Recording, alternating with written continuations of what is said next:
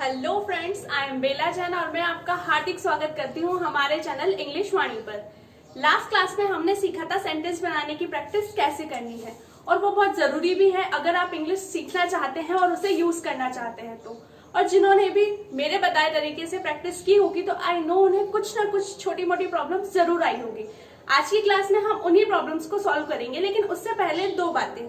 First thing, अगर आपको मेरी क्लास समझ में आ रही है, अच्छा लग रहा है तो प्लीज कमेंट बॉक्स में कमेंट करके मुझे जरूर बताएं ताकि आगे की क्लासेस के लिए मुझे अप्रिशिएशन मिले। और अगर आपको समझ नहीं आ रही है, आपको पसंद नहीं आई या कोई ना कोई आपको डाउट्स हैं तो प्लीज वो भी कमेंट सेक्शन में कमेंट करके मुझे जरूर बताएं ताकि मैं आगे उसे इम्प्रूव कर पाऊं। सेकेंड थिंग, मैंने क्लास नंबर 5 में सन वर्ड को यूज किया था और आपसे पूछा था कि सन के आगे मैंने द क्यों लगाया है। उसका आंसर है कि कोई भी चीज जो पूरे संसार में एक है, पूरे यूनिवर्स में एक है, उसके जैसा कोई दूसरा नहीं है, तो उसके आगे द वर्ड का प्रयोग होता है। आइए अब हम प्रैक्टिस करना स्टार्ट करते हैं और आपकी प्रॉब्लम को सॉल्व करते हैं।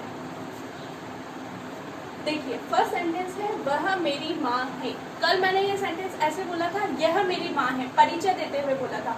अभी कोई दूर है आपसे और आप इशारा करके बोलेंगे तो आप ऐसे ही बोलेंगे वह मेरी माँ है। यहाँ वह के लिए शब्द यूज होगा शी।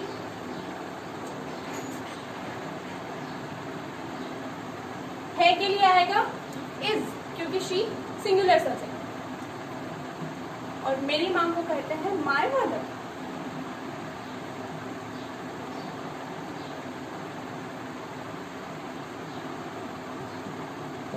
नेक्स्ट सेंटेंस देखते हैं, वह सबसे अच्छी कुक है।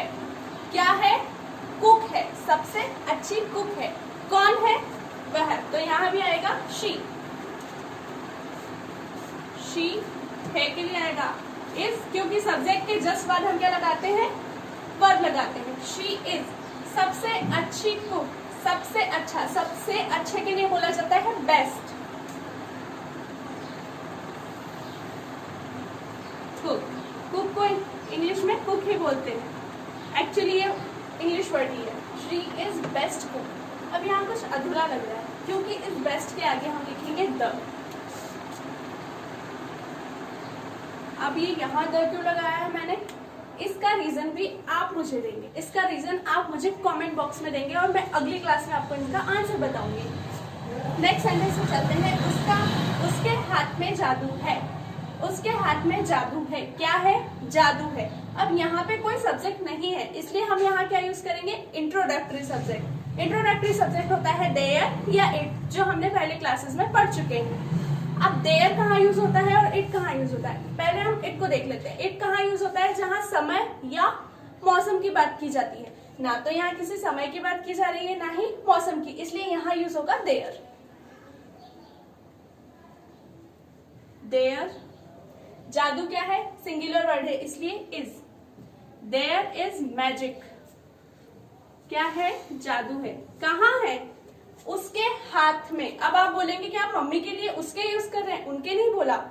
तो इंग्लिश में उनके कोई शब्द नहीं माना जाता है। उसके का इंग्लिश में यूज करते हैं हम हर। उसके को इंग्लिश में बोला जाता है हर, क्योंकि यह फीमेल के लिए यूज किया गया है, इसलिए यहाँ आएगा हर।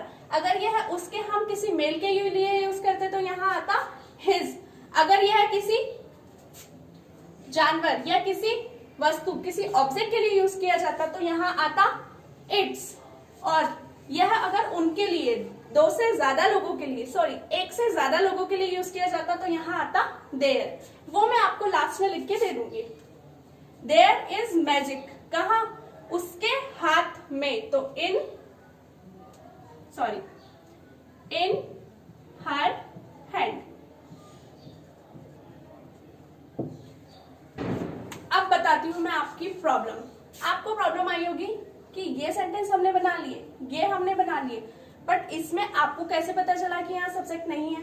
सब्जेक्ट है या नहीं है, ये हम कैसे पहचाने? इसके लिए मैंने एक ट्रिक निकाली है। वह मेरी माँ है। क्या है? जब भी आप कोई सेंटेंस बनाने लगेंगे तो सबसे पहले अपने से दो क्वेश्चन करेंगे। क्या है?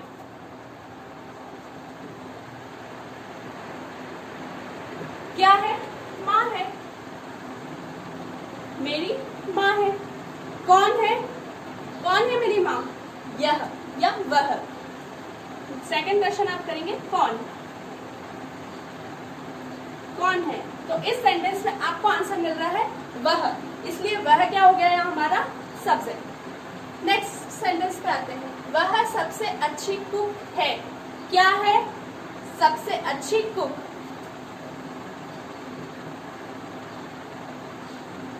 क्या है? सबसे अच्छी कुक। कौन है? सेकंड क्वेश्चन हम करेंगे, कौन है।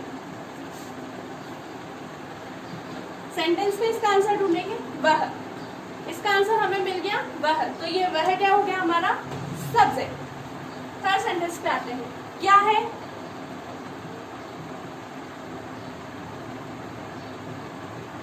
जादू। क्या है? जादू। कौन है? कौन है जादू? क्या इसमें आपको उसका आंसर मिल रहा है? कौन है? नहीं, इसमें कौन है का आंसर आपको नहीं मिल रहा है। इसका मतलब यहाँ सब्जेक्ट नहीं है, और अगर सब्जेक्ट नहीं है तो सब्जेक्ट हमें इंट्रोड्यूस करना पड़ेगा। What is there. अब इसमें आप एक क्वेश्चन और कर सकते हैं, क्या है और कहाँ है। क्या है और, सॉरी मैं इसको लिख देती हूँ ताकि आप जब भी प्रैक्टिस करें तो आपको याद रहे। कौन है, इसका आंसर हमें इसमें सेंटेंस में नहीं मिला। कहाँ है, इसका आंसर आपको इस सेंटेंस में मिल सकता है। कहाँ है? कहाँ है? उसके हाथ में, तो इसे हम सेंटेंस के लास्ट में लिख देंगे। सबसे पहले हमने लिखा है हमारा subject there, then verb is, और फिर रिमेनिंग सेंटेंस उसके हाथ में, इन हर हैंड। आई होप आपको यहाँ तक समझ आ गया होगा। अब आपको इसी ट्रिक्स के साथ प्रैक्टिस करनी है, तो आपको दिक्कत नहीं आएगी कि कहाँ हम इंट्रोडक्टरी सब्जेक्ट यूज करें और कहाँ नहीं करें। अब इसी तरह मैं आगे आपको और सेंटेंसेस बना के बताती हूँ, और इस ट्रिक के साथ आप ऐसे भी लिख सकते हैं। किसी भी चीज को उठाकर आप उसके ऊपर एक ऐसे तैयार कर सकते हैं। आइए अब हम इस ट्रिक से और एग्जांपल्स देखते हैं। यह पेन है। क्या है?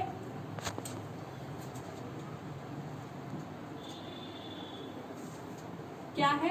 पेन। कौन है? यह। दोनों क्वेश्चंस के आंसर मिल गया, तो यह क्या हो गया हमारा subject. So this singular subject है, इसलिए इज अ पेन। नेक्स्ट है पेन है। क्या है? पेन। कौन है? कौन है पेन? यहाँ तो यह मिल गया था हमको कि कौन है, यह है, लेकिन यहाँ कौन का आंसर नहीं मिल रहा, इसलिए यहाँ क्या यूज होगा, introductory subject. There is a pen. Next है यह उसका पेन है। यह उसका पेन है। क्या है? उसका पेन। इसका आंसर हमको मिल गया, क्या है, उसका पेन। कौन है? कौन है पेन? यह है। इसका भी आंसर हमें यहाँ मिल गया, इसलिए यह क्या हो गया हमारा सब्जेक्ट। इस यह के बारे में हम बता रहे हैं कि ये क्या है, उसका पेन है, तो यहाँ आ जाएगा दिस।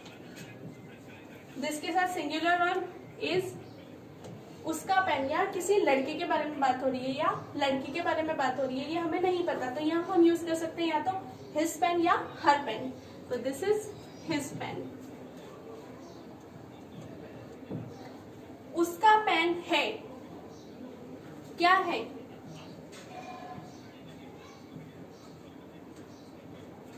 क्या है? उसका पेन, ये तो हमें पता चल गया, लेकिन कौन है? कौन है उसका पेन, ये हमें नहीं पता चला। कौन यानी यह या वह, तो इसलिए यहाँ हम लिखेंगे introductory subject. There is his pen. Okay friends, यहाँ तक आई थिंक आपको समझ आ गया होगा। अब आप इस ट्रिक को यूज करके पहचान सकते हैं कि किस सेंटेंस में आपको इंट्रोडक्टरी सब्जेक्ट लगाना है और किस में नहीं लगाना है। प्रैक्टिस करते रहिए। आगे जो भी प्रॉब्लम्स आती हैं आप कमेंट बॉक्स में लिखकर मुझे बताइए। तब तक के लिए बाय बाय।